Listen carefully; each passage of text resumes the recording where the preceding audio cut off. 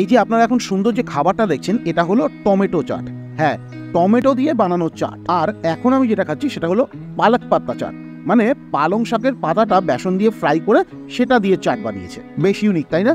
কোথায় খেলাম, কি কি খেলাম, সমস্তটাই এই ভিডিওতে জানাবো, একটু ধৈর্য ধরে দেখতে থাকুন। শুরুই করলাম ওনাদের 15 টাকার বড় ঘরের চা দিয়ে, and as usual the T is fantastic. এরপরে ওদের চাটগুলো এক্সপ্লোর করা শুরু করলাম। প্রথমে নিলাম আলু টিক্কি চাট, 2 পিস আলু টিক্কি, তার সাথে এই পরিমাণ ঘুগনি দিয়ে, তার সাথে মিষ্টি চাটনি, গ্রিন চাটনি, মশলা, ঝুড়ি ভাজা সব দিয়ে দাম নিল আমার থেকে 40 টাকা। কোয়াইট ইমপ্রেসিভ বলবো। এই যে কোয়ান্টিটিটা এতটাই ভারী যে একটা মানুষ এই একটা খেলেই পেট ভরে অস্থির। একটা ছোট্ট টিপ দেবো এখানে, আপনারা এই আলু টিক্কি চাটটা খাবেন না, বা ওখানে যে সমোসা চাট আছে সেটাও খাবেন না, খাবেন ওদের মিক্স চাটটা।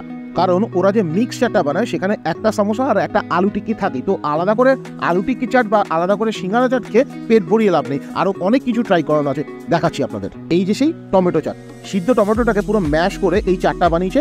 ঝুড়ি ভাজা বেদানা থাকা সত্ত্বেও মিষ্টি যে চাটনিটা দিয়েছে তার ইনফ্লুয়েন্সটা এখানে অনেক বেশি, আর সেই জন্যই খেতে ভালো লাগছে। মাঝে খেতে গিয়ে যখন ওই মিষ্টি চাটনিটা উপরের লেয়ারে শেষ হয়ে যায় তখন কিন্তু খেতে খুব একটা ভালো লাগে না, তাই আরও একবার মিষ্টি চাটনি নিয়ে নেবেন, খেতে ভালো লাগবে। এবারে পালক পাত্তা চাট, এটা বেশ ইউনিক লাগলো আমার কাছে। পালং শাকটাকে বেসন দিয়ে ফ্রাই করে তার উপরে পাপড়ি চাটের মতো করে আলু আর টমেটো মাখা ওপরে সাজিয়ে দিয়ে, তার উপরে দই চাটনি দিয়ে, তার উপরে বেদানা দিয়ে, ঝুড়ি ভাজা দিয়ে, যেটা দিল 50 টাকায় বেশ ভালো বলবো।